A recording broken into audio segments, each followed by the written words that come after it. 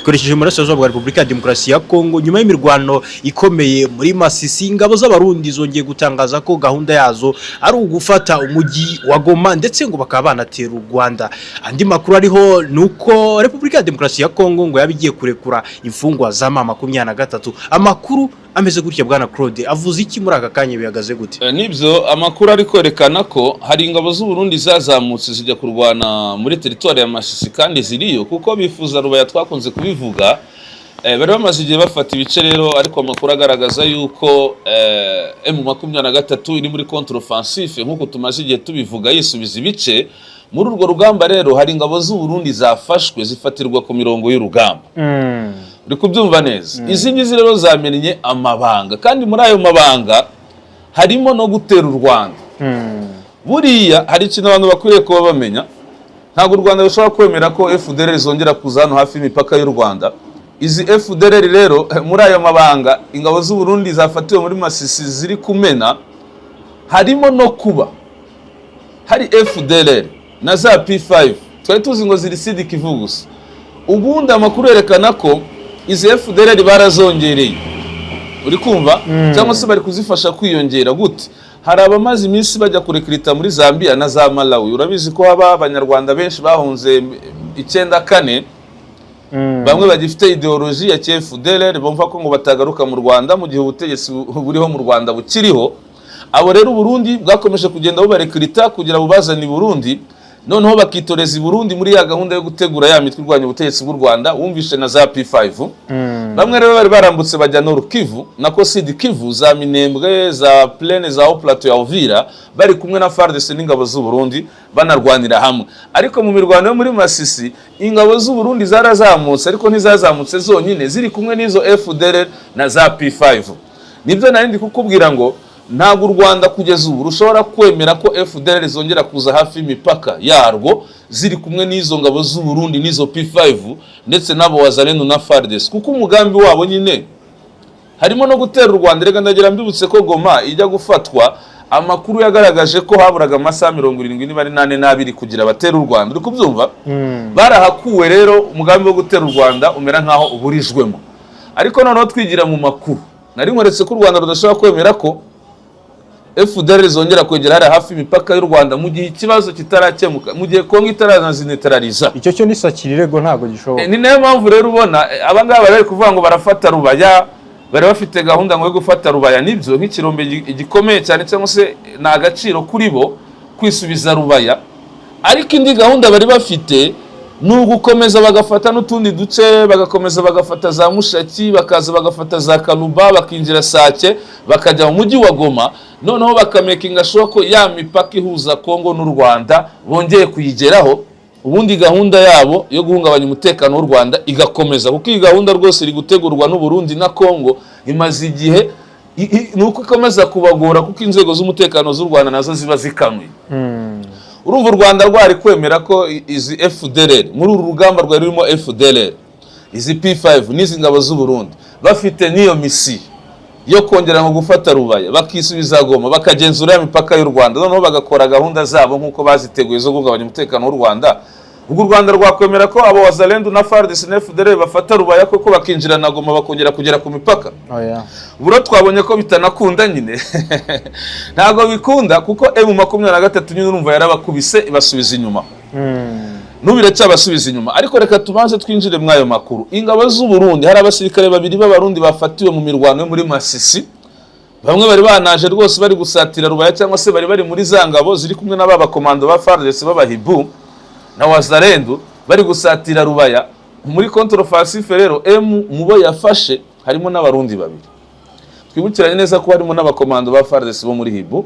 Wazalendo bo ntiwabara, abahaguye ni benshi, intwaro zafatiwe ni nyinshi, ariko twibande kuri izo matekwa z'abarundi zafashwe.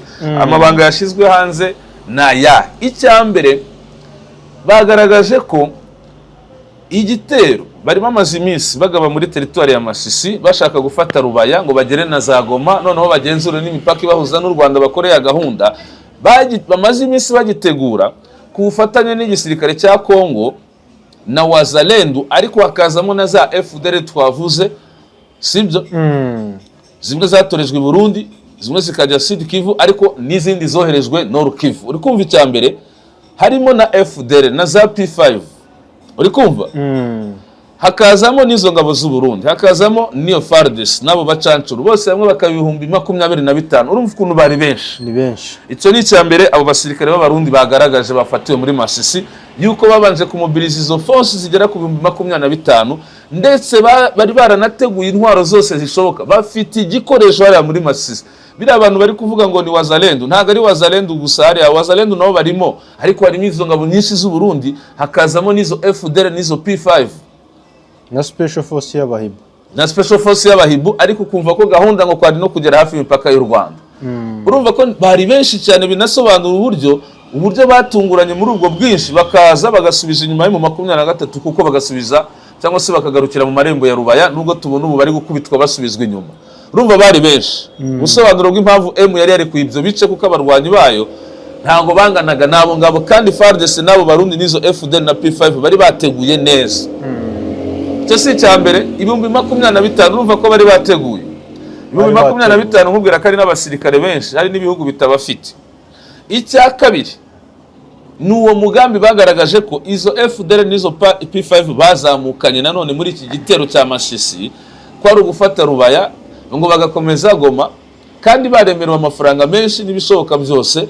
Noneho bafata Goma, ya mipaka ibahuza n'u Rwanda, bakongera kugenzura biriya bice by'imipaka ibahuza n'u Rwanda, ya gahunda yabo yo gushaka guhungabanya umutekano w'u Rwanda igakomeza. Urumva ko Neva na Tshisekedi na za FDL kugeza ubu, cyangwa se ya mitwe irwanya ubutegetsi bw'u Rwanda, muri gahunda bafite yo kwisubiza bino bice cyane cyane Nord Kivu na Sud Kivu, nibyo baragira ngo bagarukemo ubugenzuzi bwa leta, ariko wanagarukemo ya gahunda yo gushaka guhungabanya umutekano w'u Rwanda. Ubwo rero twabonye ko babigerageje, ibyo bice bitarafatwa, M23 biburizamo, ariko baracyakomeza. N'ubu ngubu bafite mu gahunda ngo yo kwataka Sud Kivu, bagakuramo za Gatogota, ngo za Ruvungi, cyangwa se bakamanukira za Rurambo, za Kaziba, bakinjira Bukavu, bakongera nanone bakagenzura imipaka y'u Rwanda na Kongo muri Sud Kivu. Na Nord Kivu rero niyo gahunda bari bafite. Iyo si ingingo ya kabiri. Ariko dore ikindi kintu yahishuye gikomeye cyane, aba basirikare b'abarundi barahishura ikirere. Barahishura ko mu buryo bari bateguyemo biriya bitero bya Masisi, burya za radari zari ziri ku kibuga cy'indege cya Kisangani, uri kuzumva, za air defense, uziko drone zari mu 23 zazitwitse. Urabizi mu iki gitero cyo ku nshuro ya gatatu cyabaye ejo bundi kuwa mbere, ni ku cyumweru. Iki gitero urakizi? Ndakizi. Urakizi? Urakibuka? Cyejo bundi cya drone zari 23 Kisangani, kikangiza ububiko bw'amadrone, kikangiza na air defense system zigera kuri 2 zazindi Kongo yari yaragiye kugura mu Buhinde, n'ama command post. Burya rero amakuru burya agenda amenyekana buke buke. Ziriya air defense zari ku kibuga cy'indege za Kisangani, nk'uko aya makuru abyerekana, nyine dusingiye ku makuru ari gutangwa n'izi ngabo z'u Burundi mu buryo bari bateguye ibi bitero. Izo air defense 2 zari ku kibuga cy'indege cya Kisangani, burya ngo bari kuziteranya bashaka kuzohereza muri Kisanga nako muri Walikale. Uri kubyumva neza? Bashaka kuzohereza muri Walikale gukora ikiriro. N'ubundi byagombaga kubafasha muri urwo rugamba rwabo rwo muri Masisi, ku ntego yo gufata Rubaya ngo no gufata Goma na bya bice bikikije u Rwanda. Kubera iki? Bari barateguye bano batipe, bateganyaga ko izo air defense zizakora akazi gateye gute, ko kunaniza ibitero bya M23 byo mu kirere. Kuziye mpamvu bazi neza ko M ifite drone za kamikaze, ifite na drone zigaba ibitero, kandi koko wabonye ko M23 yari iri kuzikoresha ku munsi w'ejo.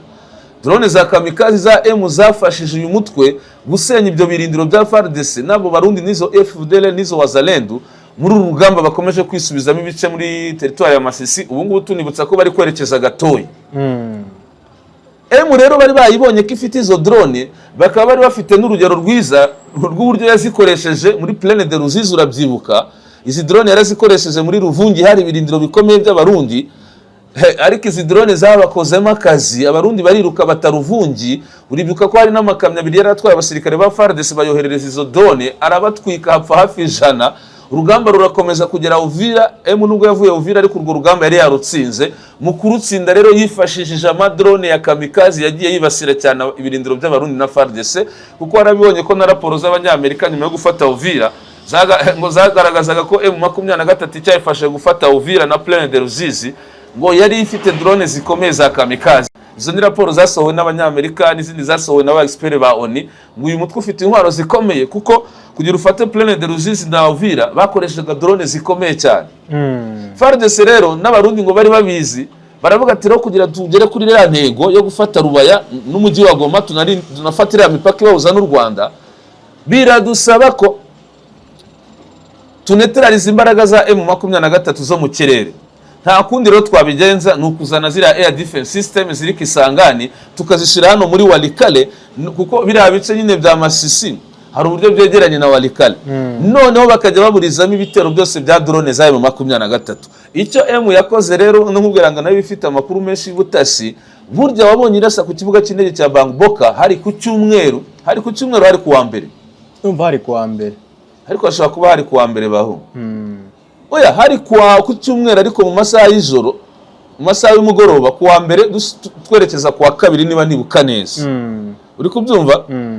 Ikimara kuzirasa rero nawe yari yamenye ko bashaka kuzikoresha mu kuza kwibangamira. Ikindi kandi no kuzirasa kwari ukugira ngo no kurasa Kisangani, iyo ntego yari irimo, ariko harimo no kuzirasa no kurasa ubwo bubiko bw'amadrone yaturukaga mu ibyo bice kuza guhungabanya umutekano mu bice y'imigenzura. Urumva ko yahise zirasa. Ikimara kuzirasa rero ndakwibutsa yuko umunsi ukurikiye nibwo yahise igaba ibitero, kandi FARDC yabuze uko ihagurutsa amadrone yayo kubera command post hari Kisangani niyo bakoreshaga cyane. Ayo madrone aza kugaba ibitero Masisi n'ahandi yari yasenywe na drone za nayo bagombaga gukoresha, ngo bari barateguye nayo, kuko bari barateguye ngo amadrone menshi ngazajya vara Kisangani akaza kuba appui cyangwa se akaza kuba ubufasha bwo mu kirere mu gihe bari gushaka gufata Rubaya ngo bashaka no gukomeza. Niyo mpamvu wabonye rero ko ejo mu mirwano yatangiye ejo drone za FARDC ntago zakoze kuko yari yabanje kuzisenyera Kisangani, inasenya na command post, ariko noneho na za air defense bagombaga kuzana nako Walikale kugira zibangamira amadrone kamikazi ya M23 ntago yabashije kuza kuko yarasenywe. Niyo mpamvu izi drone kamikazi yazifashije cyane mu rugamba rwo muri Masisi, cyangwa ikomeza no kuzifashisha ziri gukora. Hano turi kubigenderamo neza. Izi ngabo z'u Burundi rero urumva ko ziba zashize amakuru hanze muri territoire ya Masisi. Kandi ndagira nkubwire ko nubwo imirwano ejo ari kuvugwa mu bice bitandukanye kuri axe Cyugi Kinigi, ikomeza Colonel Jimmy niwe uyoboye abarwanyi ku axe ya Cyugi, barakomeza berekeza muri Gatoyo za Mitimigi. Ariko ku rundi ruhande tukabona ko irindi tsinda riyobowe na Colonel Nsabimana ryo ryafashe axe ya Remeka, ubu batangiye kugera mu marembo bashaka kuzahurira nka Mitimigi. Ariko hari indi mirwano ubona ko yabyukiye ahitwa Nyabyondo. Hano rero FARDC na Wazalendo na za FDR bagabye ibitero za Nyabyondo. Kubera iki babigabye? Bari gukubitwa mu ibyo bice, bamburwa ibice bari bamaze iminsi bafata, baberekeza Gatoyi, bakavuga ati se ko tubona misiyo yacu yo gufata Rubaya yanze, aba barwanyi kugira duhagarike umuvuduko wabo wo kudusubiza inyuma, wabagabaho ikindi gitero Nyabyondo kugira ngo dukomeze tubacanganyikishe. Bakigabye ariko hari abasanga intare za Sarangwe zihagaze neza zigisubiza inyuma. Ubwo rero andi makuru y'imirwano turacyayakurikirana, kuko aya makuru biba bisaba kugira gutohoza neza. Amakuru y'imirwano buryo yazindutse ntago wahita uyabona ako kanya, ubanza guhamagara imboni zawe, hari igihe telefone connection idakunda, kugira umenye details zose rero uko imirwano ihagaze kuri uyu wa gatatu, wageze ku wa gatatu tariki 27. Ubwo turaza gukomeza tuyacukumbure tureba aho operation zigeze. Ndahamya neza ko mu kindi kiganiro amakuru turaba twayabonye. Yego. Ako Claude, tutarasoza wenda reka ngira icyo nkubaza. Ingabo 25 ni ingabo nyinshi cyane. Yego. Wenda singiye kukubaza impamvu bari gutsindwa, kuko ntekereza ko umubare bafite ukubye cyane wa M23. Yego. Ariko se ngewe hari ikintu rimwe na rimwe rigenge ntekereza na leta ya Kongo bate, ese ubundi n'abasirikare barwanisha n'abagore batoragura bo mu mihanda bakabajyana mu gisirikare? Ntago nsobanukirwa neza ukuntu ingabo 25 zishobora kunanirwa guhangana bata imwe ebyiri za M23, tukabona iyesheke ingana guri. Babashoyemo amafaranga, yego twarabibonye, yewe bafite n'igikoresho gihambaye, ariko kubera iki n'ubundi bikomeza kuba impfabutsa. Nkeka ko wenda nubwo baba batarwana ariko ndibaza abantu 25 mu bantu bakeye basi wenda kuki batagerageza wenda ngo bamwe bahunge ariko byibura ibaze nawe ko wafata abantu 25 wenda uri kubarwanisha abantu 5000 ariko abantu 5000 bakaba babatsinda. Reka ngusobanurire icyo kintu. Mu by'ukuri ubwo bwinshi bwabo bari babuzanye kandi bwari bwatanze umusaruro, sibyo? Aho bari mu rugamba rwa mbere bakigaba ibitero bahereza Gatoyi za Mitimingi bagafata na centre ya Gatoyi bagakomeza bakagera mu marembo ya Kinigi na za Cyugi, abandi bagaca ku yindi axe ya Nyakigano, abandi bagaca kuri axe ya Ruki. Uri kubyumva? Urumva ko nabo baciye kuri axe zitandukanye, ubundi baciye kuri axe zigera kuri enye, eshatu nizo ndi kwibuka: axe ya Gatoyi, axe ya Ruki, axe ya Nyakigano, indi ntago ndi kwibuka neza niba ari Kawere. Urumva ko impamvu baciye kuri axe nyinshi nuko babonaga ari benshi, bakavuga ati nitubigenza gutya bariya turabazi ni bake kuri twebwe, turafata Rubaya rwose. Kandi ko kiyo strategy yari yakoze, uri kumva, yari yakoze FARDC abarundi wazalendo FDL bari gutsinda M20, bari kuyitsinda pe, bayigejeje hafi ya Rubaya neza. Urumva ko iyo strategy yari yakoze, ariko yayisiza na renfort nayo, kuko abo barwanyi yari ifite muri Masisi bari bacigereranyije nuko mukabo bangana kandi baje kuri access zitandukanye. Rero byayisabye kuzana abarwanyi bayo bamwe bari Sud Kivu, ni nayo mpamvu yakuye abarwanyi bayo b'abakomando ku kirwa cyo kwijwi bamwe ikasigaza local defense n'abapolisi n'abandi baturuka mu bindi byerekezo baza gutanga renfort muri Masisi. Iyo renfort rero gukura abarwanyi bayo Sud Kivu abandi kwijwi abandi mu bindi bice, kuko ari n'abaturutse kuri axe ya Kicanga b'abarwanyi ba M23 bose baza hano kuri axe ya Rubaya. Urumva ko na yari yabonye ko ari benshi, babaye benshi cyane, ubwinshi bwabo bwarenze urugero kugeza ubwo abarwanyi ba batakaza ibice. Urumva rero ko nayo yasizana renfort, sibyo? Kugira igerageze gukora equilibre, kandi wabonye ko byose bitanga umusaruro. Ariko muri rusange icyo nakubwira cyo, iyo renfort ya M23 ko yayizana kose ntago yangana n'umubare wabo basirikare b'abarundi FARDC, FDL, P5 na wazalendo, sibyo? Ntago bangana. Ahubwo dore formule kuntu iteye kuri ingingo nuko abarwanyi ba M23 200 barwana n'abakoalisiyo ya FARDC n'abarundi bagera ku 1000 kandi bakabatsinda. Kuva intambara yatangira rekaze mikwereke, yari ifite abasirikare 3,000 intambara kuva yatangira, ariko yari igiye guhangana n'igisirikare cya Kongo gifite abasirikare 160 na Tshisekedi itazana na wazalendo 60,000. Ahita yongeraho FDLR. Nyuma yazana abarundi batangiye baza ari 500, bagenda biyongera baba 1000, amabata biyongera 500 bagera kuri 3. Noneho intambara igeze muri Sud Kivu baza kugera ku 10,000, nyuma bariyongera bagera kuri 29, tutibagiwe na Sadeke za Afrika y'Epfo, Malawi na hehe n'abacancuro nabo Afrika y'Epfo, Malawi na Tanzania. Urumva ko bari benshi. Kuva icyo gihe no kugeza iki gihe abarwanyi ba M23 umubare wabo uri hasi par rapport ya coalition, ahubwo reba igituma babatsinda. Izi ni ingabo zirwanira mu kajagari ni nyinshi cyane, nibyo ni nyinshi cyane, ariko zirwanira mu kajagari kuko na commandement yabo ntibihuye. Abarundi bafite commandement yabo, FARDC ifite yayo, wazalendo ifite commandement yayo, FDL ifite commandement yayo. Nubwo bagerageza kugira bahuze commandement, ariko hari ibyo batajya bumvikanaho kuri commandement, ukabona biteje akajagari. Wazalendo ati turakora ibi, turifuza ko byagenda gute. FARDC yatwe turifuza ko byagenda gute. Abarundi ati turifuza ko byagenda gute. FDL ati nyamara mu bigenze gute. Urumva ko kana akajagari, ariko hakazamo no kuba iyo ari coalition igizwe n'ingabo zitagira discipline. Igihe cyose uzabona ingabo zirwana ziri no guhohotera abaturage gute, kubasahura, kubambura, kubica, niyo coalition ya FARDC na wazalendo. Iyo ni discipline, sibyo?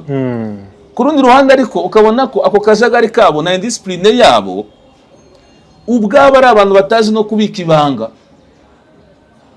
Ujya gusanga bagiye kugaba igitero bakabanza kumenyesha bene wabo nabo bakabishira kuri za social media, ati bana FARDC ubungubu n'abarundi bari gutegura tugiye kugaba igitero gikomeye cyane kuri Rubaya. Urumva deja ayo ni amakuru y'ibitero akwiye kuba agirwa ibanga kugira ngo uwo muhanganye atayamenya, ari ukuze gusanga nabo ubwabo mbere yo kugaba ibitero babanza kwiyemera bakanabishira kuri za social media. Uri kwereka uwo muhanganye amakuru kandi yamenye nabara kwitegura, sibyo? Ibyo nabyo ni ibibazo bya indiscipline. Ariko hakazamo n'ubutasi bwa M23 bukomeye kurusha iyo coalition buba bwamenye iyo gahunda yabo. urumva ko njye nkweretse ibibazo ni benshi, ariko organisation yabo iri fake, irajagaraye, nta bantu batagira discipline, barwanira mu kajagari banibasira abaturage no kuba nta nibanga bagira. Ibyo ngibyo bituma M batsinda, ariko ku ruhande rwa M nayo ifite ubutasi bukomeye cyane bwabinjiriye ku buryo bamenya gahunda zabo zose. Ariko M bakaba n'igisirikare gifite discipline, kandi n'abantu barwana bihambira bavuga ati twe turarwana umuhenerezo. Kubera iki? Kuko impamvu barwanira zikomeye. Rega buryo impamvu yo kubona igihugu cyawe ibikomeye, impamvu yawe rero irikomeye cyane cyane urwanira uburenganzira bwawe mu gihugu cyawe, urwana umuhenerezo. Uri kumva? Determination rero yatwirwanaho na M23 iri hejuru ya coalition, kuko urumva impamvu ziratandukanye. Abandi bararwanira uburenganzira bwabo, mwe murashaka kurwana mu bubambura. Urumva ufite we urwana ari umuntu arwanira uburenganzira bwe, n'umurwanya ashaka kuba umubuza cyangwa se kugira ngo uwo muntu atabugeraho. Ninde ugira determination? Nuwo ngo ushaka uburenganzira bwe. Nibyo navyo birabara, hakaza mu butasi bwa M23, ariko ukabona ko ari n'abantu babihanduza cumu barwana umuhenerezo, sibyo? Barwana umuhenerezo na determination ku rwego rwo hejuru, ariko bituruka kuri iyo cause. Aho rero niyo mpamvu nkubwira ngo uburo bwinshi ntibukora umusururu. Bwana Claude, reka ngushimire. Ariko hari ingingo twavuzeho, reka tuyisorezeho wenda umunota umwe. Kuri imfungwa za Alliance Fleuve Congo bivuga ko Kinshasa ishobora kuba yazifunguye. Ndi kubona amakuru hano avuga ko abantu bafunzwe, za mfungwa 700 za Alliance Fleuve Congo zifunzwe. Mu biganiro bya Doha no mu Busuwisi bemeranyije ko zigomba gufungura. Ariko Alliance Fleuve Congo hari abasirikare ba FARDC yarekuye, mu gihe Kinshasa nta numwe irarekura wa Alliance Fleuve Congo. Urero hari amakuru ari gucaracara avuga ko hari bamwe muri bo barekuwe, batangiye kurekurwa bakurwa Kinshasa bajyanwa Beni, bakaba bitegura kuza Goma. Muri abangaba harimo umugabo witwa, nabonye bavugamo umugabo witwa, cyandeba akazina ke hano, bamwita Celestin Ngoma. Uyu nguyu ngo yahoze ari secrétaire permanent w'icyitwa Palu, yafunzwe mu gihe Costa Mutamba yari ministre w'ubutabera. Aba rero ngo bafunzwe mu gihe cya Costa Mutamba, bari kugenda bayekurwa, ngo bamwe ngo bari Beni, ngo bagomba kuza mu mujyi wa Goma. Ubwo ni Kinshasa iri kubahiriza ibyo yemeranyije na Alliance Fleuve Congo. Ariko aya makuru turacyacukumbura neza kugira tumenye ukuri kwayo, nuko gusa nari nyabonye rwose, nayabonyeho kare mu gitondo. Ubwo izindi ngingo niba ari byo koko niba atari byo, ubwo turaza kubimenya. Gusa wenda ni ibiri kuvugwa kandi bitangiye kuvugwa muri iki gitondo. Imboni TV, imboni ya rubanda.